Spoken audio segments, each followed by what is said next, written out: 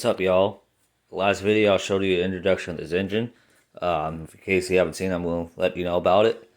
This is a 5.7 liter Hemi of a 2006 Chrysler 300, and this is going into Dodge Dakota.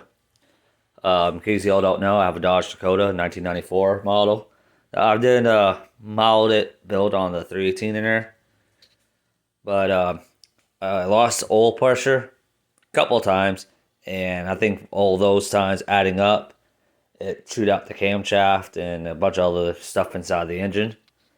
So I pretty much parted that engine out, and all the money from the intake, the heads, the springs, and the other accessories, valve covers, landed me enough money to buy a Hemi. Now, yes, Hemis, they have the oil pressure problems as well, and they're bigger, they're a little bit heavier because they are a bigger engine. But the power from even just this base versus a 318 or even a 360 is well worth it, in my opinion. Pretty much this build series is going to be doing a lot of the reliability upgrades to it. Specifically changing the oil pump out to a larger oil pump. That way, even at idle, I have plenty of oil pressure and oil volume compared to the stock oil pump. I'm putting a different camshaft in here. I'm going to put one that's similar to the one that's in the 318. That way I still got that similar sound. But it will give me a lot more mid-range power, which is what I hope. Because this truck's primarily going to be driven on the interstate. So it'll be nice to be able to live in fifth gear, give it a little gas, to be able to just pass someone without having to downshift or all that. I'm also going to be doing valve springs to go along with the cam.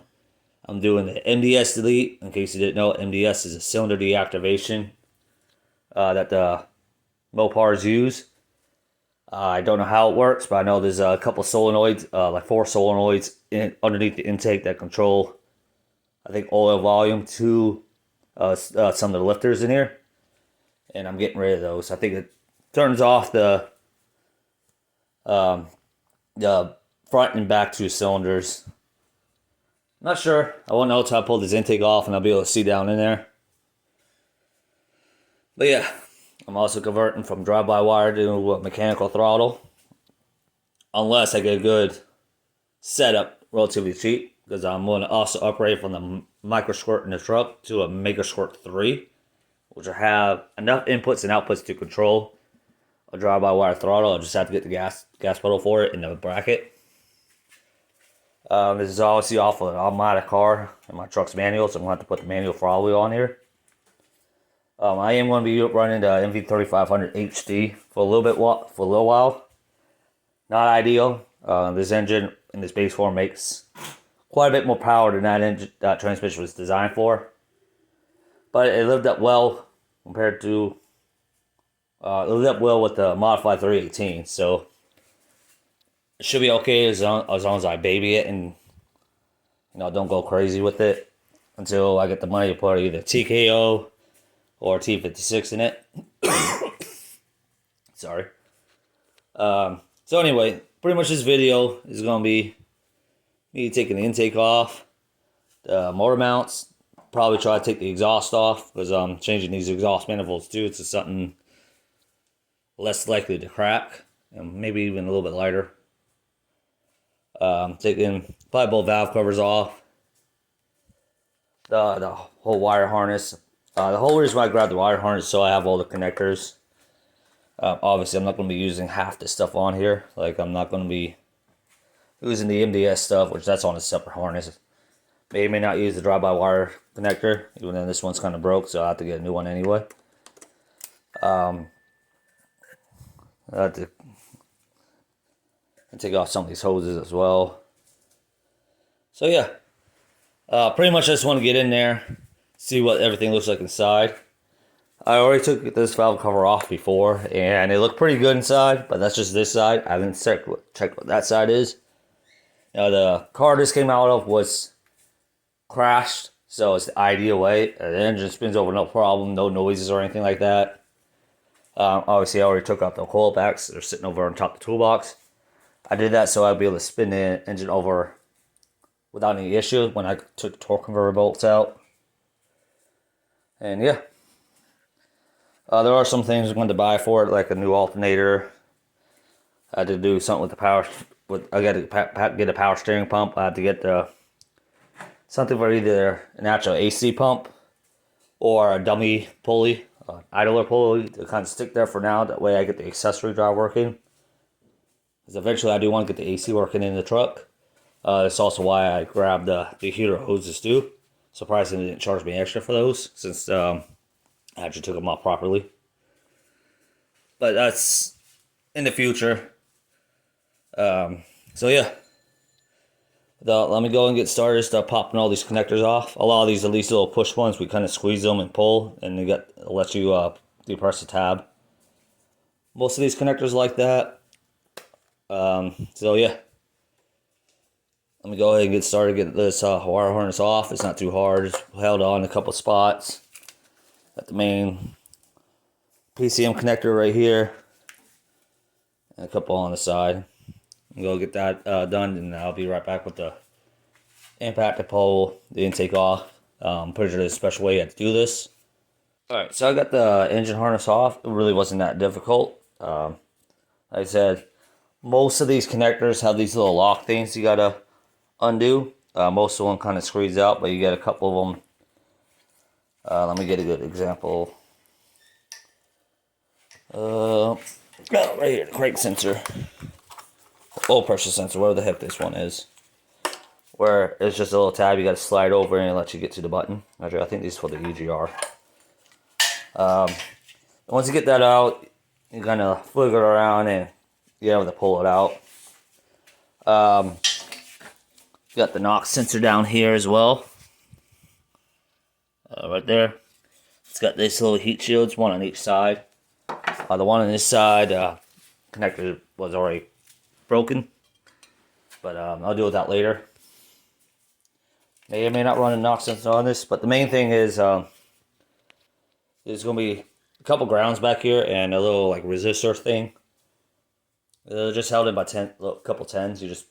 I just buzzed it off with the impact to take them out, and they came undone. Like here's one of the grounds with the resistor thing, and the other one is just a regular like ground thing. So those are those two to worry about. Just going to take this wire harness and probably stick in one of the boxes over there just for now. So like I said, I mainly needed this just to get to the connectors. So when I wire up the micro squirt, or mega squirt actually, it's nice to have those connectors. Anyway, I think I'm going to pull off the intake now. I'm going to have to undo these bolts for the EGR tube. And I may or may not run the EGR. More than likely not.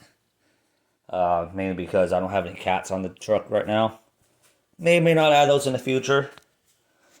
I know if I decide I want to move to a different state that requires emissions, I'm going to have to. Even then, that truck might be illegal regardless. Even with the more modern engine. But anyway, so I'm actually probably easier if I take the whole EGR valve off, and this tube might or might not pop out. I'm not sure. Just going to be very careful with it, because I don't care too much about the tube, but I don't want to break the intake. Because this is one of the better intakes to get for these engines compared to the truck intake, this one, or the SRT8 intake. SRT8 intake is technically the best one, especially if you're going to supercharge this thing or put a turbo on it, which may or may not be a good idea for the 5.7. More on that later. But they're too expensive. They're really expensive. This one could be only held for like almost half the price. Anyway, I'm going to go ahead and get that done. Might take a little bit of finesse to get this off because not the biggest impact.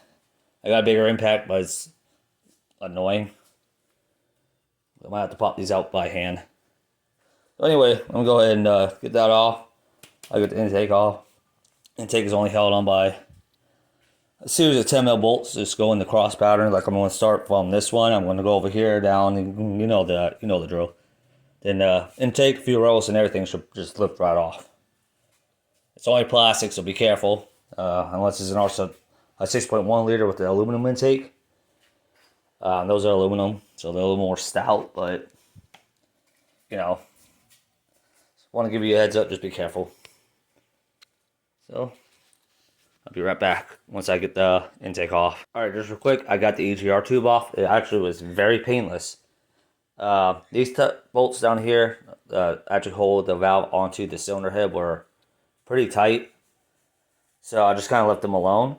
And I was able to actually take the tube out, which was surprisingly considering those bolts were kind of rusty. They are different sizes. I think it's supposed to be this 8mm because it's kind of stout, long. But one of them was replaced with 10mm, so I'm wondering if that was taken off before. But anyway, when I took the tube out, it literally just gets slotted right down in there. And I guess it's just held in by an O-ring. I would imagine it's supposed to be like a clip that goes down in here, but then again, that's not threaded. I'm pretty sure they probably sell a plug that you put in here and put a screw on. You know, plug that up. Which is definitely what I'm probably going to do. Because not only that, also gives me access to the crank sensor right here. And then the relocation bracket kit that Holley sells to put this motor in the truck, at least this version of the motor, I believe requires me to pull this EGR valve off anyway, as it does move it up like, I want to say like probably 2 inches. So that I am probably going to have to take this off anyway. Not a big deal, but that is something to take note. So now I'm going to buzz off the intake. Like I said, a series of, I think those are 10. They'll off the 8s. Okay, so they're 8mm. Series of 8mm bolts. One. I'm not going to count them, but yeah, there's series of 8mm bolts on each side. You just pop those off and the intake should lift right off.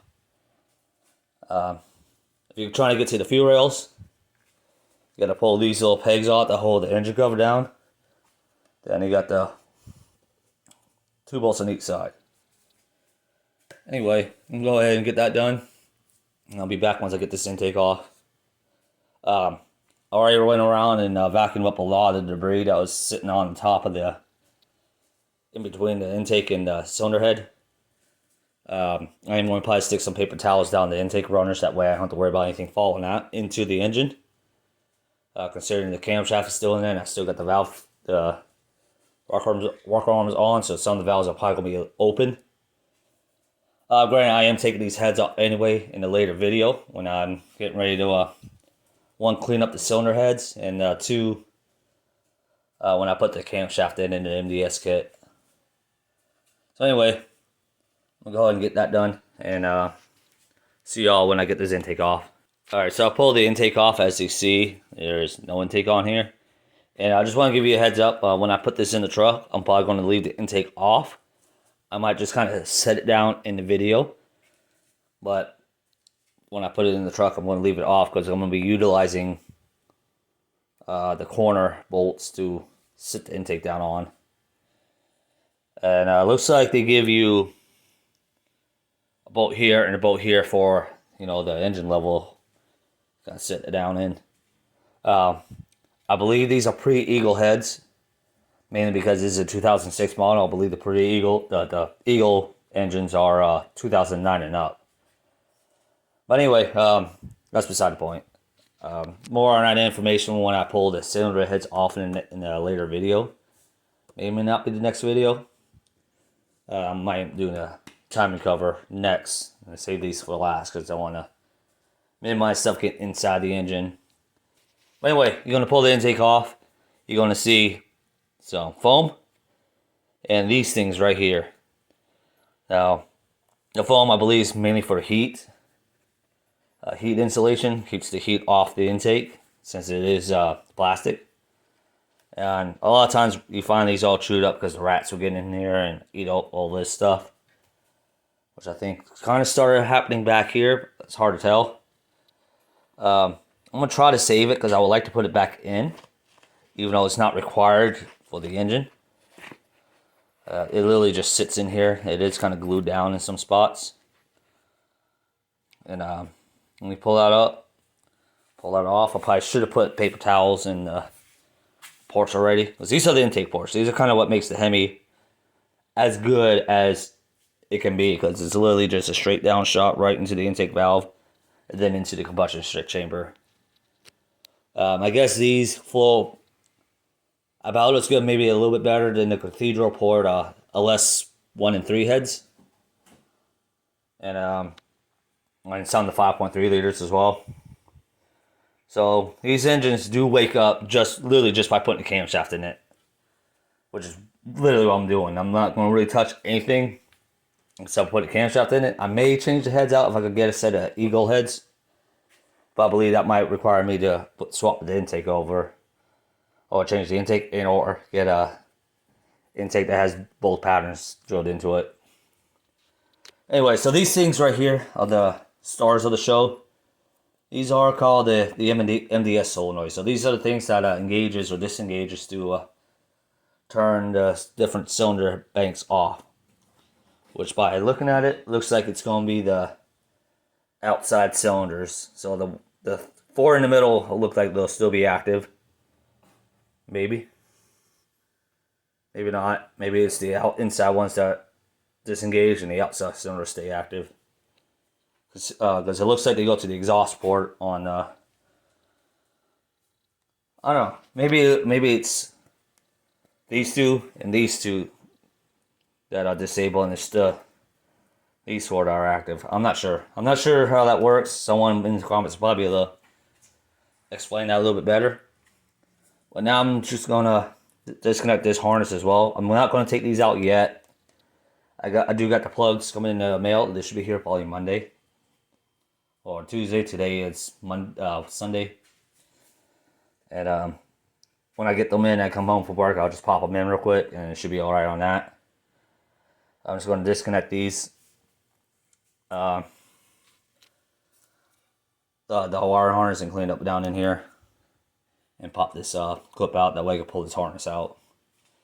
Then I'm going to take the vacuum, that's right over there, and suck out a lot of this dirt. Fortunately, it doesn't look like there's no oil leaks in here, or at least no substantial oil leaks. I'd imagine since these are all hydraulically driven, these might leak a little bit over here. I don't know. But, yeah. I'm going to go ahead and do all that stuff, the paper towels in here, that way nothing falls inside of the engine. And I'll pull this wire harness out. And that might be the end of the video. I'm probably going to pull this valve cover off because I've seen what it looks like inside of here. I'll put a picture at the end of the video. But I'll probably pull this valve cover off. Let's see what that side looks like. Just to make sure there's no like weirdness going on, because looks like this is the EGR passage for the EGR valve. And there's also one right here. So yeah, go ahead and do that, and I'll let you know what I find. Alright, so like I said, I'm going to pull the valve cover off. I pulled it off. It's relatively easy. It's 10 bolts, and same thing, doing a cross pattern.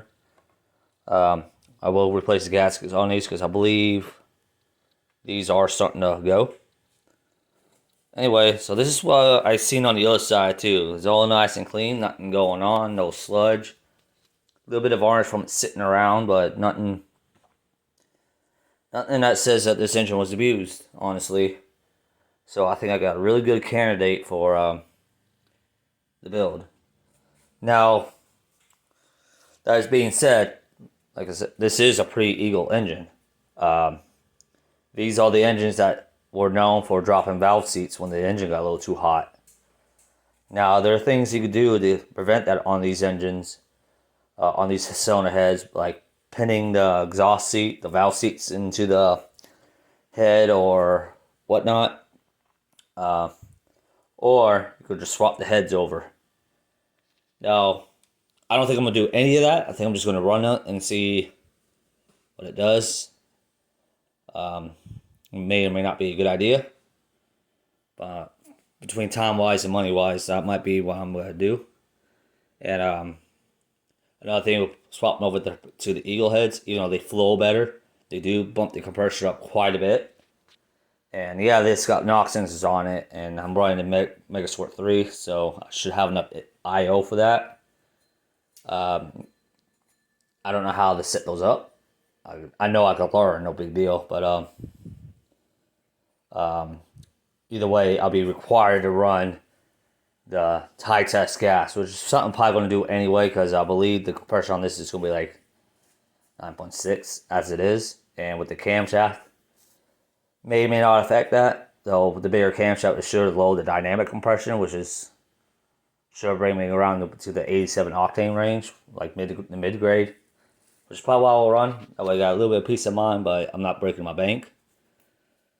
Anyway, like I said, those that bumped some compressor up over like 10 to 10.1 to 1 or something like that with the eagle heads, maybe.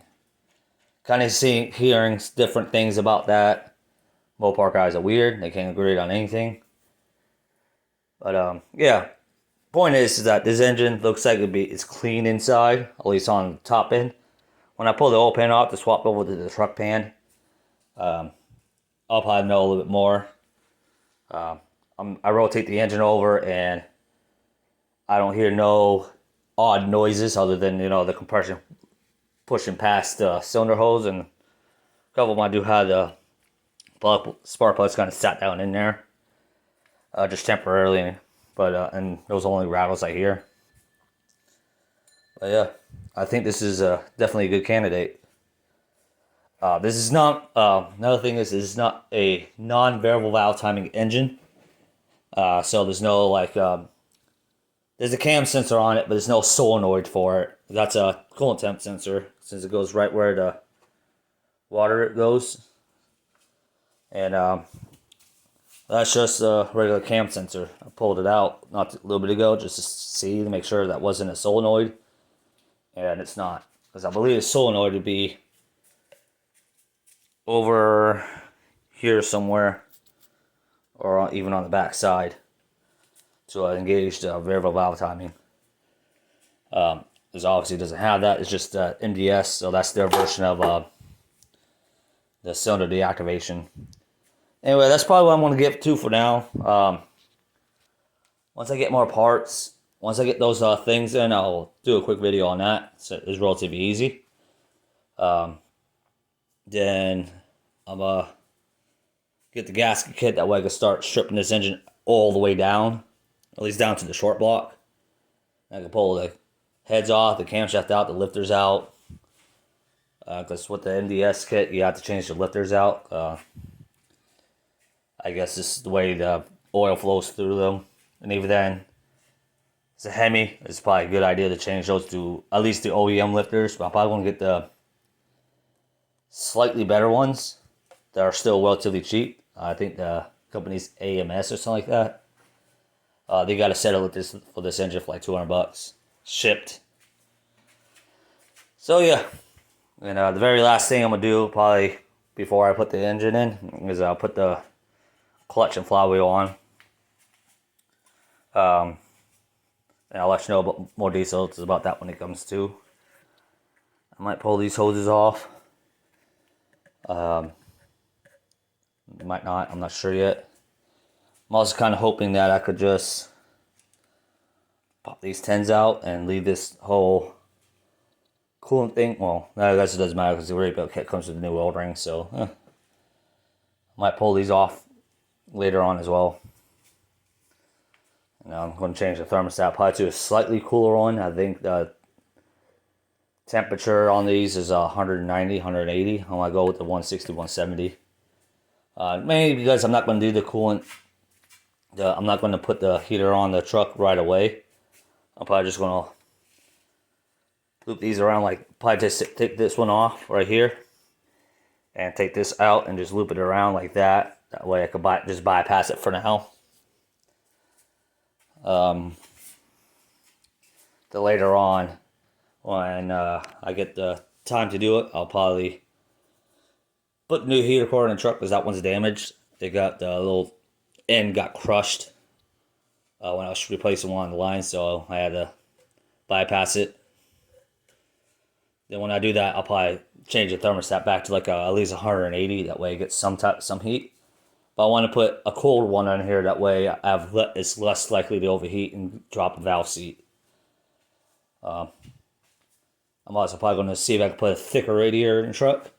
Oddly enough, the radiator that this was connected to was actually kind of small, but it was a little thick. I believe the regular stock Magnum radiator is fine cooling this thing down, but I want to see if I can get a little thicker one, considering I had to upgrade to an electric fan anyway. And I'm hoping the Mega Squirt 3 can control that fan. That way I don't have to worry with no weird like thermostat thing. And I'm probably going to have to, oh, I already sold that. I had to get a temperature sensor to go in here. That way I could run the gauge on the truck.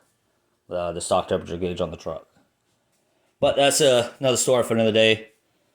I'm going to leave you off here. Y'all know what to do. Like, comment, subscribe. And I'll see y'all in the next video. Which might be pulling the heads off. Or dropping the oil pan out. I was going to try to pull these exhaust manifolds off. I might wait till I get some penetrating oil. Because I'm probably going to have to use a big impact gun to pull those off safely without damaging anything. Fortunately, it is a Florida car, so those shouldn't be too difficult to come out. I'm hoping it takes out the whole stud though.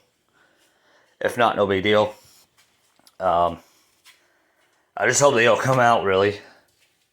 I was buy me a torch too, that way I could heat them up to get them out. So that's what I'm gonna leave y'all off, and see y'all in the next video. All right, real quick, I just want to let you know I'm gonna throw this in at the end of the video.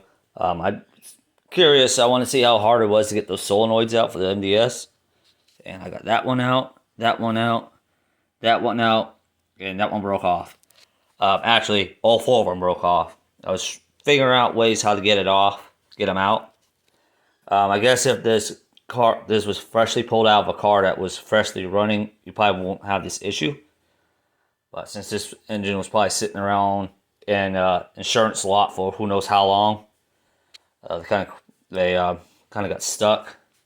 And plus, this is 2006. It's 2023, so it's almost 10 years old. Anyway, I kind of developed the process. As you probably see, or kind of see, I kind of just like stuck a screw through there, and I used the screw to kind of pull it up. This is a 3-inch, like a 2.5-inch deck screw, or 5-centimeter deck screw. And yeah, that's pretty much what I did. I kind of put it near the edge, as you kind of see this one.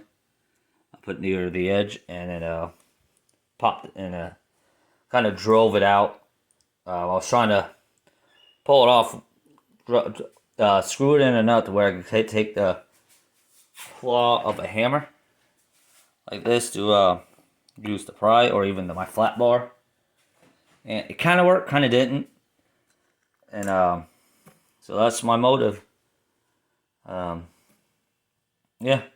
Now when I get the plugs, they literally just go in. They come in, lube up the old rings a little bit, drive them in, and that's that part of the MDS delete kit. Next will be the camshaft, well, the lifters, and then the camshaft, which I'll have to do after I pull the heads off. But yeah. Then I used the vacuum to suck all like the broken plastic out. That way it didn't fall down in there.